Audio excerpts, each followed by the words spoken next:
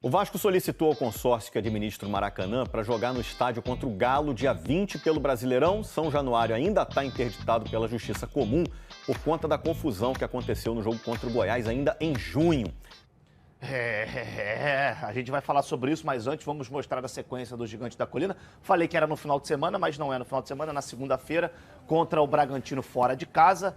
Depois, no domingo, pega o Atlético Mineiro em casa. Esse jogo, inclusive, o Vasco fez um pedido para ser no Maracanã. Na segunda seguinte, Palmeiras fora, jogo duríssimo. Depois, mais um jogo fora contra o Bahia, confronto direto ali na parte de baixo. E depois tem o Fluminense jogando em São Januário ou então no Maracanã. Vamos ver qual será a decisão do Vasco. Palavras bonitas, palavras fortes e uma sequência que também é muito forte. Importantíssima, cara. Ele foi muito feliz no que ele mencionou. Da forma que ele se expressou ali, foi incrível, porque assim, você vê que dentro do teu contexto, você precisa trazer um pouco mais de responsabilidade dentro do seu próprio grupo.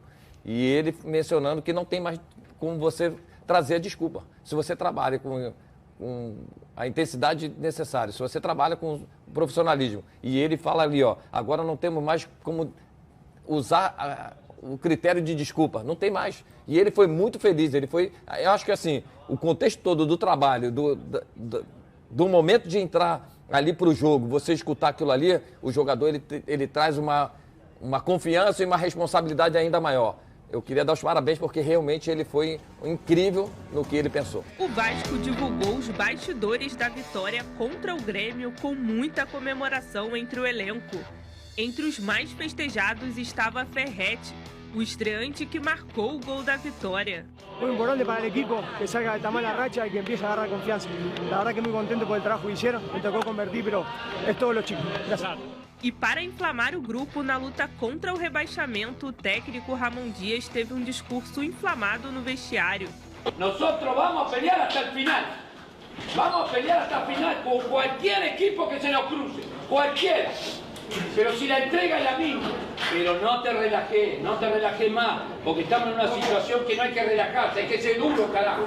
Tenemos que ser duro para salir. O Vasco está a 6 pontos do Bahia, primeiro time fora da zona de rebaixamento. O próximo desafio da equipe será contra o Bragantino na segunda-feira da semana que vem. Olha, quando precisa legendar o espanhol da pessoa, é que é um espanhol difícil, né? Não é fácil.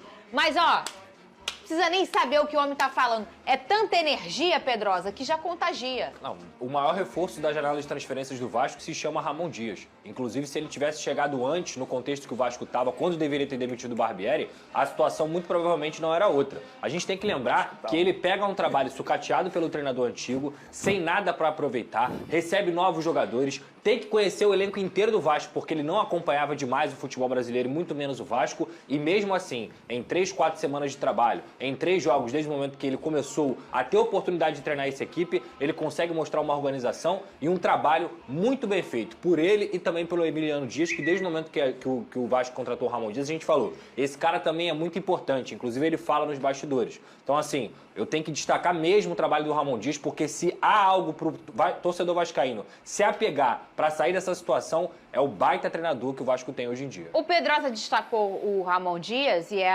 vamos dizer assim, o motor do barco, que é muito importante, e o cara ter os jogadores de confiança, ter apontado, traz um nome, traz outro. A gente já falou aqui do Paulinho Paula, que vai ser um personagem importante, mas eu acho que além desses nomes, e eu disse também do Veguete, não sei como é que é o nome dele, que eu acho que esses goleadores, artilheiros com comemoração, sim, com presença de grande área, eles são muito importantes. Mas tem um nome que a gente não pode deixar de falar aqui, que vai ser a manutenção dele importante para o Vasco, que é o Gabriel Peck. Ai, sabia. É isso, a manutenção. Inclusive, recentemente ele recebeu uma proposta, né? Pelo que eu andei lendo, da MLS, e o Vasco, ainda bem, não aceitou fazer negócio. Inclusive, é o mesmo clube que vendeu o Luiz Araújo ao Flamengo e queria o Peck para a vaga do Luiz Araújo.